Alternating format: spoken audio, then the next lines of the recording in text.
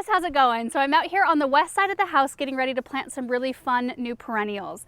This is called Pyromania Hot and Cold Red Hot Poker, a type of Nophophia. You might be familiar with the old variety, just like the standard red hot poker that has the bright red bloom, but there's such a neat variety of them. Like last year I planted one called Flashpoint that starts off like a really kind of bright yellow and gradually turns into a creamy white on the bottom.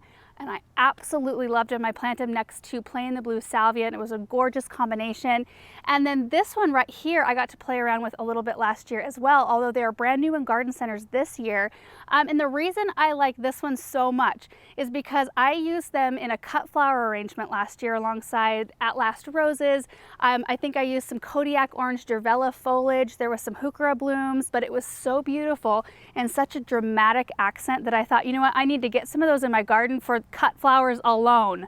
I mean, they lasted forever. But there's also like one called Orange Blaze that Aaron used in one of his containers alongside our fence.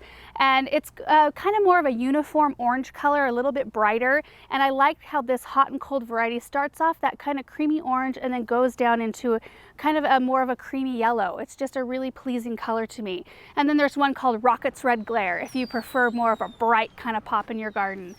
So another cool thing about these is that they attract all the pollinators, so hummingbirds, butterflies, honeybees, and they resist the deer and the rabbits. So you kind of get like the best of all worlds.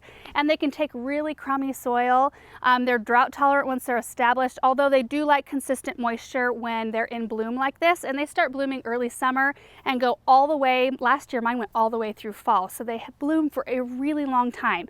And I think they'll like this spot because they prefer full sun, which they actually will get in this area. We've tossed a shade up right now because it's over 90 degrees and makes it kind of hot to make a video. So we tossed the shade up to make this video, but other than that, they'll get sun all day long and they will get fairly consistent moisture because I have a drip system over here. So I'm going to get these in the ground and then we'll kind of take a look at the area and then I'll give you a few more details.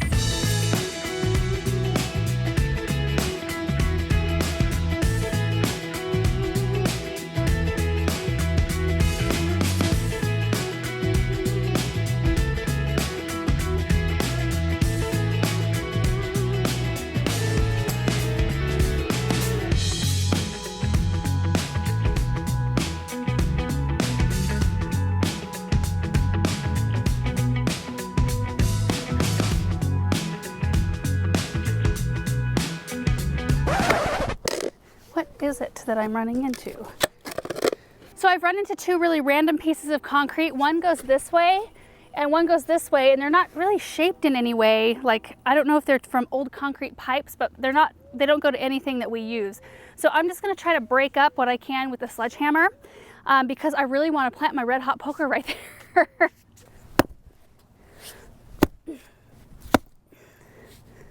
Aaron's going to try.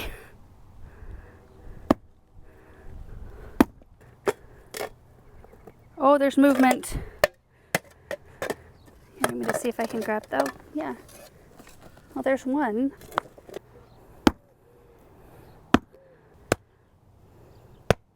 This Nophophia better grow real well for all the trouble we're going to.